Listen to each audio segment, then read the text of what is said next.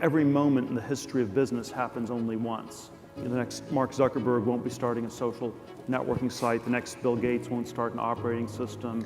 The next Elon Musk won't start a Tesla electric car company. What I always push back on really strongly is that there's some kind of straightforward formula, because we're always looking for some sort of pseudo-scientific formula. Science starts with the number 2, with things that are sort of experimentally repeatable, but great businesses are 0 to 1. They're always one of a kind, and so there is always this anti-formulaic quality. One theme that I always come back to, though, that comes out of this anti-formula, out of this one-of-a-kind nature of great businesses, is this need for differentiation. What are you doing that nobody else is doing? What ideas do you have that nobody else has? What great business are you working on that no one else is working on? And the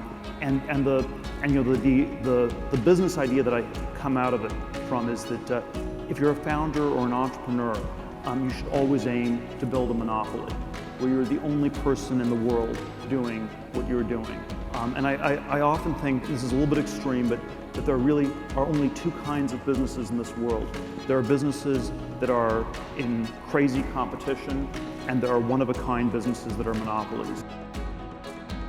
I don't think there's anything about entrepreneurship per se that is good. I was talking to one of my friends a few years ago. I was asking him, what do you want to be doing in 5 or 10 years? Oh, it's really clear, I want to be an entrepreneur. That's like saying, I want to be rich, I want to be famous. And I don't think those are good things. Being rich and famous are good. They're not good as direct goals. Like if you have that as your sole goal, you're unlikely to, I think, really succeed. And so I think you become an entrepreneur because you're working on an important problem nobody else is working on. I think you should start a business if you have if you're working on a problem that otherwise would not get solved.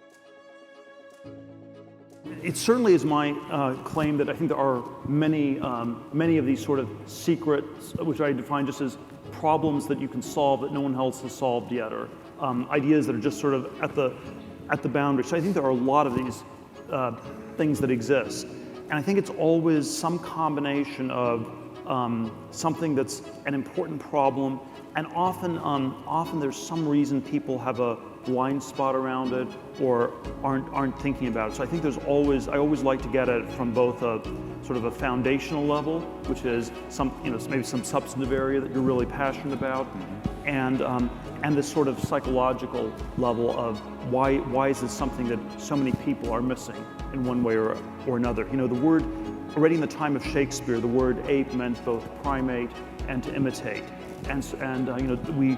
Imitation plays an enormous role. It's how we learn language as kids. It's how culture gets transmitted. But it also leads to a lot of insane behavior. It leads to sort of the madness of crowds. It leads to bubble-like behavior, which we've seen many in our society in recent decades. And so I think this challenge not to just reflexively imitate and to think for yourself is it's always very trivial to say, and it's always quite hard to actually do. Yeah. I think there definitely are things that one can iterate on, but the core thing is to have a great product, and then you can always improve and iterate on that in all sorts of ways. And I think even in the tech industry, what's striking is how weak on a quantitative basis so many of the successful companies were. It was just they had a great product, and then years later they were able to optimize it in all sorts of ways. Whereas if you're just trying to optimize and you don't have a great product, I think that rarely works. We're always focused on very short time horizons because you have to figure out a way to get through the next month, the next quarter. How do you get some customers? How do you track? But it's always worth thinking ahead, 5 to 10 years. Why will this be a really valuable business in 5 to 10 years? And how's the competitive landscape going to develop? How's technology going to develop? How's the world going to develop? These are hard questions to answer, but I think the great entrepreneurs that I know always have some perspective on it, and it might be wrong, but it's just this is what's going to happen, and then it's sort of well reasoned, and so you have a plan. And you know, it's when I was playing chess, you know, in junior high school, one of the early lessons I learned was a bad plan is still always better than no plan at all. Right. If you sort of say that everything's random and out of your control, that's the way you set yourself up for failure.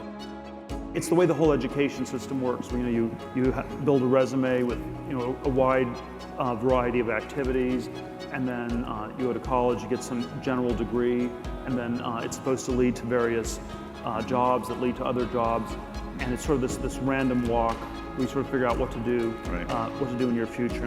And so I do think we overplay the role of luck when we exaggerate the role of luck in our future. I've said, you know, I think luck is like an atheistic word for God, where when we attribute too much to luck, we stop thinking. We could be thinking a little bit more.